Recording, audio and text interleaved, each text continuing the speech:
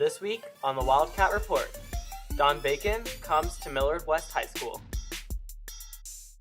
Fidget spinners invade the classrooms here at Millard West. Craig and Will learn more about the martial art of Kendo, the rising popularity of rugby, and this week's Sports Corner with Andrew Pfiefer. Good morning, Wildcats. I'm Emily Seaton. And I'm Corey Hadfield, and this is the Wildcat Report. Nebraska Representative Don Bacon came to Millard West for a town hall meeting last Saturday, April 29th. The meeting brought supporters and critics to Millard West. Morrissey was there to learn more. Last November, Don Bacon defeated one-term incumbent Brad Ashford in the race for Nebraska's 2nd Congressional District. He took office early in 2017, and on April 29th, he hosted his first 2 town halls with his constituents. The first took place at Gretna High School, and the second was held at Millard West. Even before Bacon took the stage, protesters had gathered outside of Millard West, opposed to Bacon's town hall format, which was written question. Instead of lining up at microphones, people submitted written questions into a box, which were then drawn randomly by a moderator. The protesters were outnumbered, however, by a large crowd of supporters who were waving banners, chanting, and playing music. It didn't take long for the town hall to get out of control. When the first question was fielded by Bacon about the Affordable Care Act, multiple people yelled that he was lying to the people in the stands. We're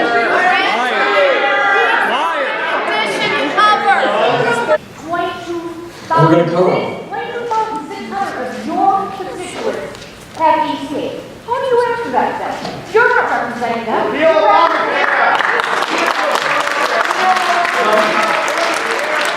First of all, I wish you all of you that the AACA does cover discrimination. I enjoyed it. It was fun I enjoy getting in the midst and taking questions like that. Maybe it's the Air Force in me that's spent 4 deployments. I don't know. I like a lot of give and take, and you have to think on your feet. However, while Bacon was yelled at for much of the event, many of his supporters showed up in force for their representative. Peter Owens, a Creighton Prep junior, said he was there to support a lawmaker he truly believed in. He's doing a lot of good work in DC for us to lower taxes and fix healthcare. Those are the 2 main issues that we're voting here today. Bacon's town hall ranged in topics from healthcare to Russia to Donald Trump's taxes. It's Donald Trump's 100th day. Everybody's giving him a grade. What grade would you give him? You know, I think you've asked me that before. I don't give out grades. I will say this. We've made some progress on rolling back regulations. We're making some progress in getting our defense healthy again. Obviously, the conservatives had a success with Gorsuch getting in there. I think one of the successes that may be underreported or undervalued is that when we did do that one-time strike on Assad, it sent a message we have a new president and a new way of doing business. Most notably, Bacon strayed from the current Republican president in some ways. One other thing that I wish we'd do better in is the tone. I wish we had it's all right to disagree, but I wish we could do it in a more civil manner. I have seen on both sides of the aisle a tone that I don't think is healthy for our country. I feel it's pulling apart. Now, we've had other times where we've pulled apart, but we've healed it back together. We've had other times where the consequences were bad. So I think we should step back. And it's all right to disagree on this position or that position, but where do we want our country to look at 3, 4, 5 years? And let's disagree in a respectful manner. Even though many of his constituents disagree with him on policy decisions, many said that they respected that he actually showed up for a real town hall. A number of his constituents said that they didn't think he would ever host an actual town hall and were impressed when Bacon showed up and actually answered questions. It's a promising start for a candidate who's only a year and a half away from the 2018 midterms.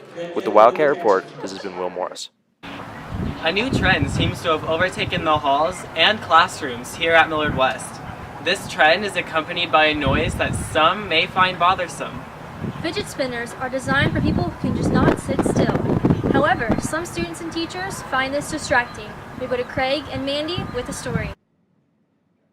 Walmart, eBay, and Amazon. All are places the most recent fad, fidget spinners, can be bought. The trendy toy has made its way across the nation and even into the classrooms of Millard West. The reasons for why students get them, however, differ. Just because a lot of other people had one, and I kind of would take it when they had it, so I just figured just get one myself. They help with getting your hands to do something else, and it does help you pay attention in class. Not all are a fan of this new gadget. In a paw print poll taken on Twitter, only 36% said they love the fidget spinners, while 28% said they found them bothersome. The toy has even become a problem for some teachers. I definitely think they could be just like hacky sacks a few years ago. When enough people have them, it does become a distraction, especially in the springtime when we all, including teachers, have senioritis. Despite those who think it is a distraction, many, such as Saul Corral, said the fidget spinner helps people with their ADHD. In his spare time, Corral has even started making and selling the devices. I got the idea to start making different types of them when one of my friends started making them on the 3D printer, and my father just happened to have a lathe, so I decided to use that. And then also with my cousin letting me use his 3D printer, I started making some of those. I just put steel bearings inside with or steel bearing balls inside, and then cover them with aluminum. Just put hot glue over them just so it stays and it won't come out. Before buying one, it may be a good idea to check and compare the prices of various stores. Some of them definitely are overpriced, and then there's some that you can just get it for a good price. I do think that some of them are overpriced, saying that the ones I make, I'm only selling for $5.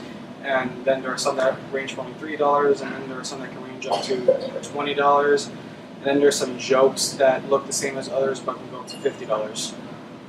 This has been Mandy Clark and Craig Sullivan with the Wildcat Report. Kendo is an ancient Japanese martial arts in the form of sword fighting. Craig and Will found a dojo here in town that specializes in this fighting method. In the gym of Montclair Community Center, a silent ballet of blades commences. This is Aido. It is followed by the much more noisy Kendo. The Omaha Kendo and Aido Kaioke meets every Saturday to refine their Kendo and keep their skills sharp. Kendo is a Japanese martial art. The words mean the way of the sword. So it's a Japanese martial art about sword fighting. Ryan Stayschool, who has done Kendo since he was in college, recounts his experience with the sport. One of the classes I took while I was an exchange student was a Kendo class. So that's how I first started, but then I really got into it. I went back to Japan after a couple years later. Kendo derives from traditional samurai combat. Stayschool tells us how it's evolved over the years.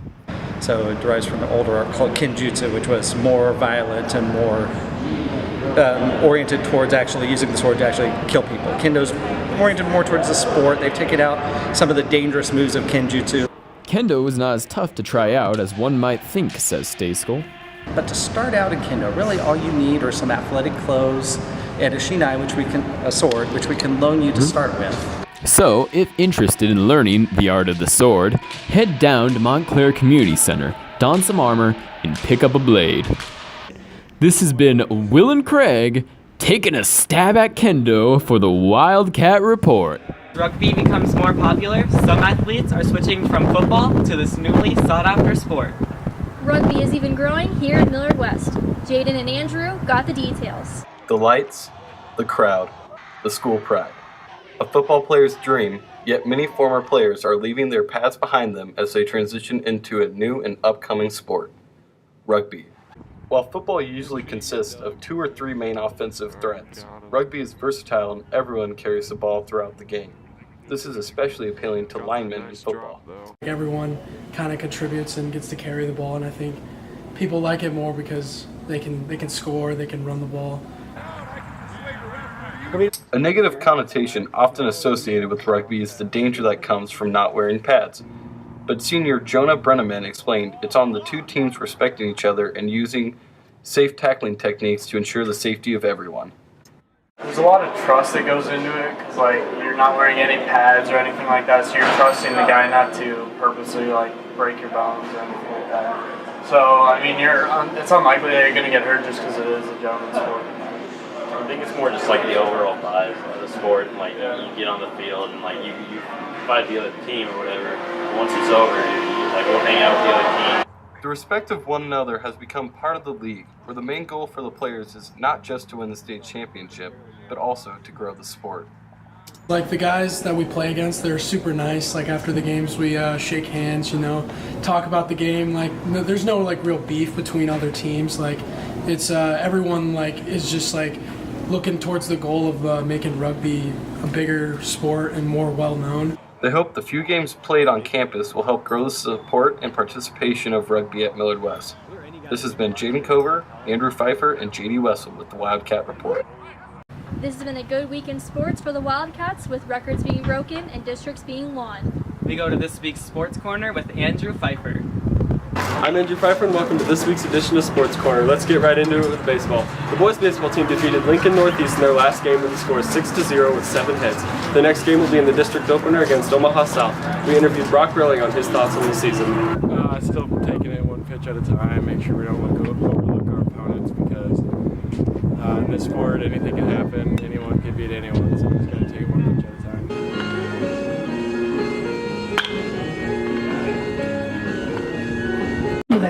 Able to lead rowdy types in a single bound. It's you, the family superhero. The boys varsity soccer team defeated Millard South in the first round of districts with a score of 3-1. Their next game will be in the district championship against Lincoln East at 6:30 on Thursday. Our districts is going to be one of the hardest we've ever played in before. We got a couple good Lincoln teams, and as far as the Kearney game, I think we're just trying to put that behind us at this point. And was able to make the stop. See that right there? Millard West is going to try to struck him, misplayed it. So here's a chance. Millard West to center it. Misplayed it. There's Jaden. That is a goal for Millard West. Erickson lines up. And it's again. And that's it. Kearney wins it in a shootout. The girls varsity soccer team defeated Omaha Central in the district championship with a score of 1-0, with Katie Stoneburner putting up the last goal with 25 minutes left in the game. Their next game will be put in the state tournament with updates to come. Yeah, a lot of nerves, but I like it. It's a lot of people, so you start to get really nervous, but once the game gets going, you calm down, and it's a really exciting atmosphere. The boys track team finished third in Metros, putting up 86 points, led by Seth Kirsch, who broke the state record for the 3,200 meter relay with 8 minutes and 54 seconds. Their next competition will be districts on Monday. Stay tuned for updates. The girls varsity track team finished first at Metros, putting up 122 points. Caitlin Johnson broke the 800 meter record that was set back in 1982. It was full contribution from all girls on their team, and their next competition will be districts on Wednesday at Lincoln Hill. God, look out, he's flying!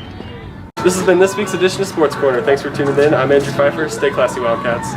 The school year is coming to a close, so seniors, don't forget to finish your PLPs and surveys so you can get your fast pass for your cap and gown. And that's what's up, Wildcats. I'm Corey Hadfield. And I'm Emily Seaton, and this has been the Wildcat Report. Have a good weekend, Wildcats.